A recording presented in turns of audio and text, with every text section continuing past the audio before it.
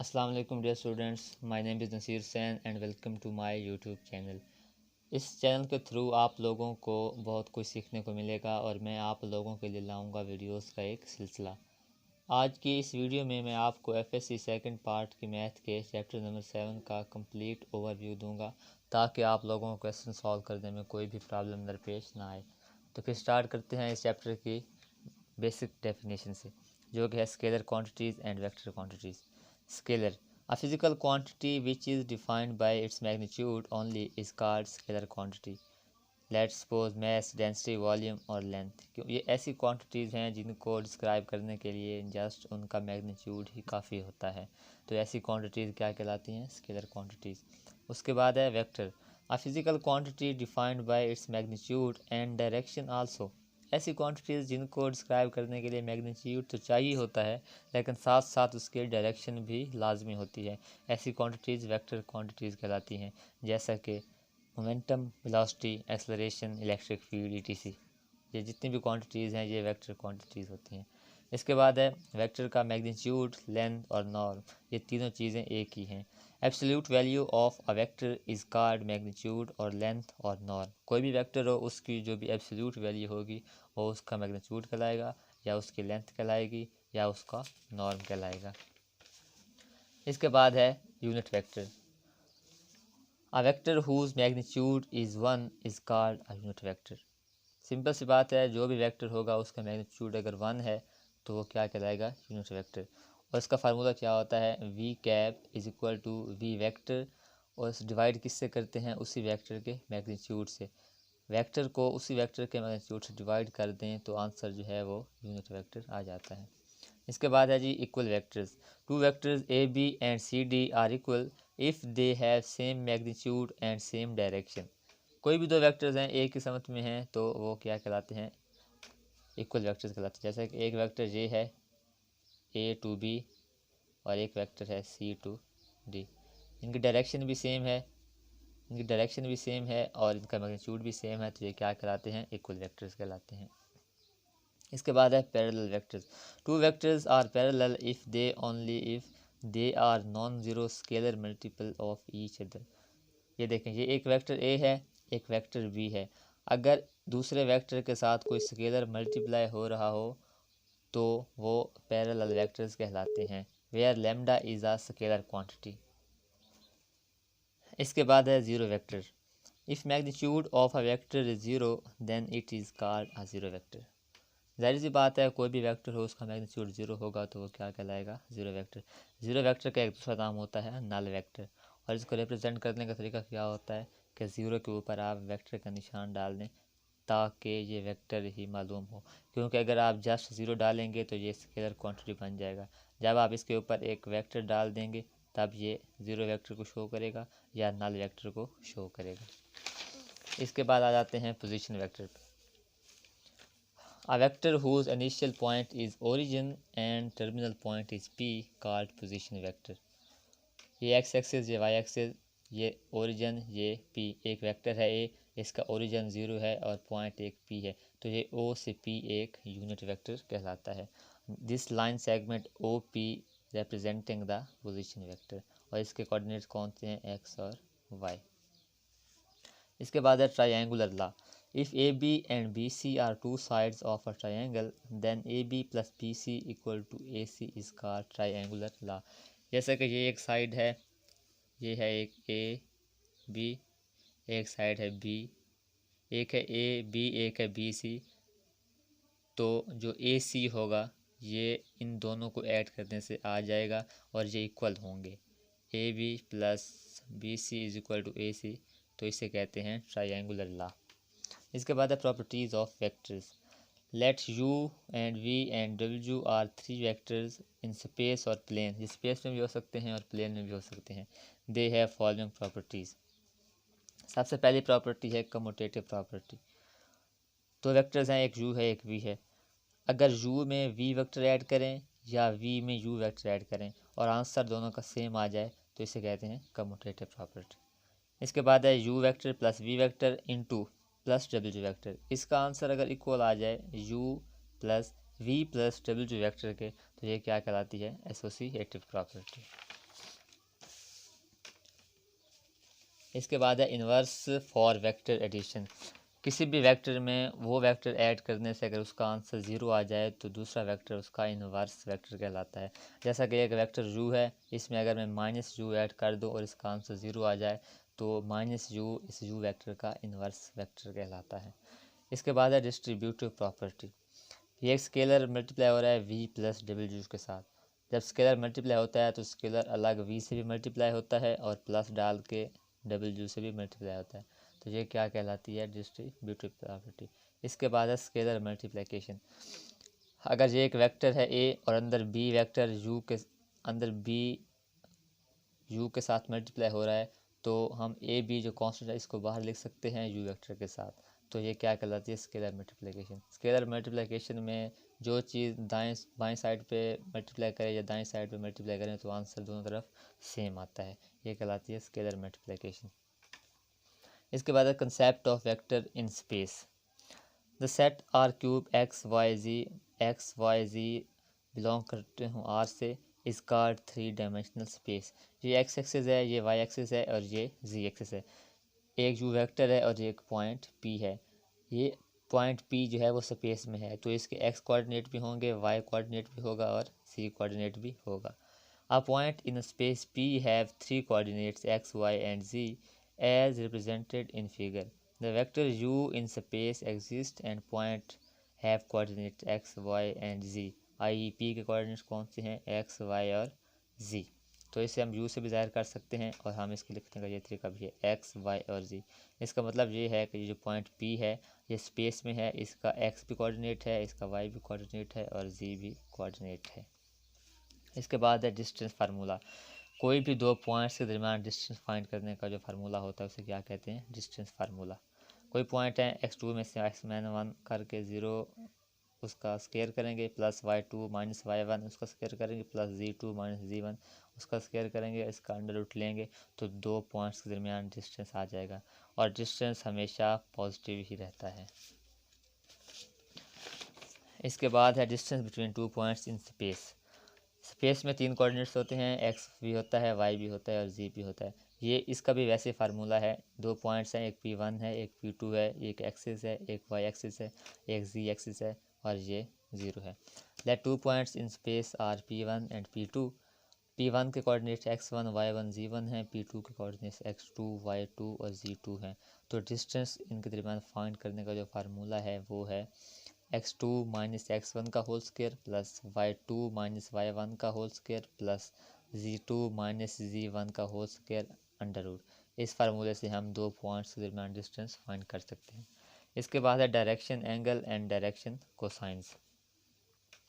Late r is equal to X I plus Y J plus Z K be are non zero vector and alpha beta and gamma are angles formed between r and I J K respectively.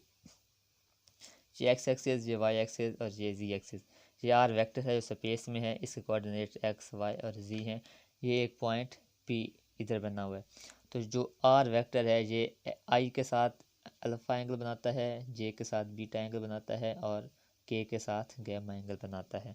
तो ये जो alpha beta और gamma angles हैं इन्हें direction angles कहते हैं। And cos alpha cos beta and cos gamma इसके directions को साइन कहलाते हैं। आपकी बुक में एक प्रूव है कि cos square alpha plus cos square beta plus cos square gamma is equal to 1। ये एक प्रूव है जो कि मैं आपको नेक्स्ट वीडियो में प्रूव करके बता दूंगा। इसके बाद है रेंजेस। इन एंगल्स की रेंजेस क्या क्या होती हैं? अल्फ़ा बीटा और गैमा की रेंज सेम होती है। इसकी रेंज ये है कि alpha always greater than equal to 0 होता है और always less than equal to pi होता है। बीटा भी always greater than equal to 0 और less than equal to pi और गैमा भी ग्रेटर दैन 0 एंड ऑलवेज़ भी लेस दैन और इक्वल टू पाई। इसके बाद स्केलर और dot product. If u and v are non-zero vectors in a plane with same initial line, then their dot product is u dot v, u magnitude v magnitude cos theta।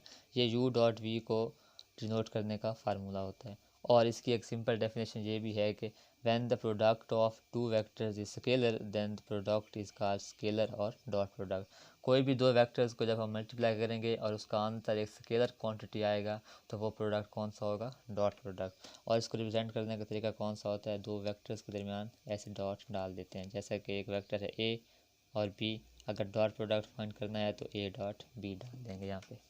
इसके बाद है vector और cross product. If U and V are non zero vectors then U cross V is equal to U vector का magnitude, V का magnitude, sine theta into direction. Cross product में हमेशा direction भी साथ इस्तेमाल की जाती है। ये इसको फाइंड करने का फार्मूला है और इसकी एक सिंपल डेफिनेशन एक ये भी है कि when the product of two vectors is a vector quantity then product is called vector और क्रॉस प्रोडक्ट। जब भी किसी दो वेक्टर को हम मल्टीप्लाई करेंगे और उसका आंसर एक वेक्टर क्वांटिटी आएगा तो ऐसा प्रोडक्ट कौन सा कहलाएगा, क्रॉस प्रोडक्ट। और इसको रिप्रेजेंट करने का तरीका कौन सा होता है, दो वेक्टर्स के दरमियान क्रॉस डाल देते हैं। लेट्स सपोज एक वेक्टर ए है एक बी है, इससे क्रॉस प्रोडक्ट फाइंड करना हो तो हम ए क्रॉस बी डाल देते हैं। इसके बाद है एंगल बिटवीन टू वेक्टर्स। कोई भी दो वेक्टर्स हों उनके दरमियान अगर एंगल फाइंड करना हो तो उसके लिए कौन सा फार्मूला हम यूज़ कर सकते हैं। Angle between two vectors U and V is determined by the definition of dot product, that is, जैसे कि हम जानते हैं कि डॉट प्रोडक्ट का फार्मूला कौन सा होता है, U dot V is equal to U magnitude plus V magnitude, U magnitude into V magnitude cos theta. हमने एंगल फाइंड करना है तो कॉस थीटा यहीं पड़ा रहे, यू मैग्नीट्यूड वी मैग्नीट्यूड को यहाँ पे आके डिवाइड कर देंगे और यहाँ से हम एंगल फाइंड करें थीटा तो वो आएगा cos inverse U dot V vectors over U का magnitude and multiply by V का मैग्नीट्यूड। इस तरह हम किसी भी दो वेक्टर्स के दरमियान उसका एंगल फाइंड कर सकते हैं। इसके बाद projection of one vector upon an other vector. Projection दरअसल होती क्या है, in many physical application it is required to know how much of a vector is applied along a given direction. क्योंकि वेक्टर की डायरेक्शन होती है और वो डायरेक्शन में कितना अप्लाई हुआ है ये फाइंड करने के लिए हमें प्रोजेक्शन की ज़रूरत पड़ती है। For this purpose we find the projection of one vector upon other vector. ये एक वेक्टर u है और ये एक वेक्टर v है। ये ओ बी भी वेक्टर ज़ाहिर किया हुआ है v से और ओ ए ज़ाहिर किया हुआ है u से, इनका एंगल थीटा है। इस वेक्टर ओ बी जो है इस बी की प्रोजेक्शन हम गिराएंगे ए के ऊपर और इसको फाइंड करने का तरीका कौन सा है, projection of v along u। अगर हमने u के अलॉन्ग प्रोजेक्शन फाइंड करनी है तो u dot V vector over इसी u का मैग्नीट्यूड डिवाइड कर देंगे और जब projection of u along v करनी होगी तो u डॉट वी ओवर इसी v का मैग्नीट्यूड डिवाइड कर देंगे। मीन इसको याद करने का तरीका आप ये जहन में रख लें कि ऊपर u डॉट वी दोनों में आएगा और जिसके अलॉन्ग प्रोजेक्शन फाइंड करनी होगी उसके मैग्नीट्यूड से डिवाइड कर देंगे। और यहाँ भी v के अलॉन्ग फाइंड करनी है इसकी प्रोजेक्शन तो v को इसके नीचे डिवाइड कर देंगे। इसके बाद है पैरेलल वेक्टर्स। कोई भी दो वेक्टर्स अगर उनका क्रॉस प्रोडक्ट लिया जाए तो उसका आंसर ज़ीरो आ जाने से वो दो वेक्टर्स पैरेलल बन जाते हैं। जैसा कि जब भी दो वेक्टर्स होंगे, एक u है एक v है, ये दो वेक्टर्स हैं तो इनके दरमियान जो एंगल होगा वो होगा zero, theta is equal to zero. तो इसको अगर ओपन करेंगे हम u क्रॉस v, ये आएगा u v sine zero sine theta, ये u magnitude v magnitude and sine theta की वैल्यू पुट करेंगे तो वो आएगी ज़ीरो। और आप जानते हैं कि साइन ज़ीरो ऑलवेज ज़ीरो होता है तो u magnitude into V magnitude into zero तो ये ज़ीरो आ जाएगा। तो u cross v is equal to zero, then ये प्रूव हो जाएगा कि दो वेक्टर्स क्या हैं, पैरेलल वेक्टर्स हैं। इसके बाद है परपेंडिकुलर वेक्टर्स। कोई भी दो वेक्टर्स हों, एक वेक्टर u ले लें एक वेक्टर v ले लें, उनका डॉट प्रोडक्ट लें और वो ज़ीरो आ जाए तो वो प्रूव हो जाते हैं कि दो परपेंडिकुलर वेक्टर्स हैं। जैसा कि ये एक वेक्टर है u और इसके ऊपर ये एक वेक्टर है v, इनके दरमियान एंगल कौन सा है, 90 का है। तो हम देखते हैं, इसे प्रूव कर लेते हैं। u डॉट v का फार्मूला क्या है, u magnitude v magnitude cos theta. जैसे कि हम जानते हैं कि theta is equal to 90 degree है, u dot v is equal to u magnitude v magnitude cos 90। और आप सब ये भी जानते हैं कि कॉस 90 हमेशा ज़ीरो होता है। तो u dot v is equal to u magnitude v magnitude zero and equal to zero, u dot v equal to zero. तो ये प्रूफ हो गया कि दो वेक्टर्स का डॉट प्रोडक्ट अगर ज़ीरो आ जाए तो वो वेक्टर्स परपेंडिकुलर वेक्टर्स कहलाते हैं। इसके बाद है एरिया ऑफ पैरेललोग्राम। ये एक पैरेललोग्राम है, ये वेक्टर v जा रहा है और ये वेक्टर u है। अगर हम इस वेक्टर u के कंपोनेंट्स फाइंड करें तो ये कंपोनेंट बनेगा u cos थीटा और ये बनेगा u sin थीटा। तो ये भी हाइट है इसकी और ये भी हाइट है, तो हम h को फाइंड कर रहे हैं किससे, u sin थीटा से। और एरिया ऑफ पैरेललोग्राम फाइंड करने का तरीका होता है बेस इंटू हाइट। इसकी बेस क्या है v और इसकी हाइट क्या है u sin theta, u sin theta. और इस कंपोनेंट में अगर हम इस कंपोनेंट फॉर्म में लिखेंगे तो u into V sine theta. और इसको हम, आप जानते हैं कि ये फार्मूला किसका है, क्रॉस प्रोडक्ट का है, तो हम इसको u क्रॉस v लिख सकते हैं। तो एरिया ऑफ पैरेललोग्राम फार्मूला कौन सा है, सिंपल है, u क्रॉस v कर लें तो एरिया ऑफ पैरेललोग्राम बन जाएगा। इसके बाद है एरिया ऑफ ट्रायंगल। दो ट्रायंगल्स का मजमुआ जो है वो एक पैरेललोग्राम बन जाता है। और अगर हमें एक ट्रायंगल का एरिया फाइंड करना होगा तो हम एरिया ऑफ पैरेललोग्राम को 2 से डिवाइड कर देंगे। जैसे कि हम जानते हैं कि area of parallelogram u cross v होता है और हमने फाइंड करना है एक ट्रायंगल का एरिया, तो हम 1/2 एरिया ऑफ पैरेललोग्राम कर देंगे, तो ये एरिया ऑफ ट्रायंगल बन जाएगा। इसके बाद है वर्क डन। वर्क एक स्केलर क्वांटिटी है और इसकी तारीफ ये है कि when a force is applied on a body it moves some displacement then the dot product of this force and displacement is called work done. जब भी कोई फोर्स अप्लाई की जाती है किसी भी बॉडी पर तो वो कुछ ना कुछ डिस्प्लेसमेंट तय करती है। तो उस फोर्स का जब हम डॉट प्रोडक्ट लेंगे उस डिस्प्लेसमेंट के साथ तो वो क्या कहलाएगा, उसका work done. F dot D equal to cos theta. F क्या है, इसमें फोर्स है और डी क्या है, इसका डिस्टेंस है जो इसने तय किया है। और एफ डॉट डी का फार्मूला क्या होता है, F magnitude D magnitude into cos theta. तो ये फार्मूला है वर्क डन का जो कि हम इस क्वेश्चन की लास्ट एक्सरसाइज में प्रूव करेंगे और इसको वहाँ पे यूज़ करेंगे। इसके बाद स्केलर ट्रिपल प्रोडक्ट। अगर 3 वेक्टर्स हों, एक u हो, एक v और डबल u, तो u cross v dot double u लिख लें या u dot v cross double u लिख लें तो ये स्केलर ट्रिपल प्रोडक्ट बन जाता है। इसके बाद है vector product. u cross v cross double u, इन तीनों वेक्टर के दरमियान क्या आएगा, क्रॉस, और ये क्या कहलाता है, वेक्टर प्रोडक्ट। और हम इस चैप्टर में जस्ट स्केलर प्रोडक्ट को ही डिफाइन करेंगे और इसी के क्वेश्चन सॉल्व करेंगे। इसके बाद एक इम्पॉर्टेंट फार्मूला है ratio formula. Let a and b B 2 points whose position vector are a and b। ये एक पॉइंट a है, ये एक पॉइंट b है। ये o b से एक पोजीशन वेक्टर b है और o a से एक पोजीशन वेक्टर a है। वो कहते हैं कि अगर हम इस a b को इस पॉइंट p पे डिवाइड कर दें, किस रेशो में, p रेशो q में डिवाइड कर दें, point p divides a b in the ratio p ratio q, then position vector of p is given bye.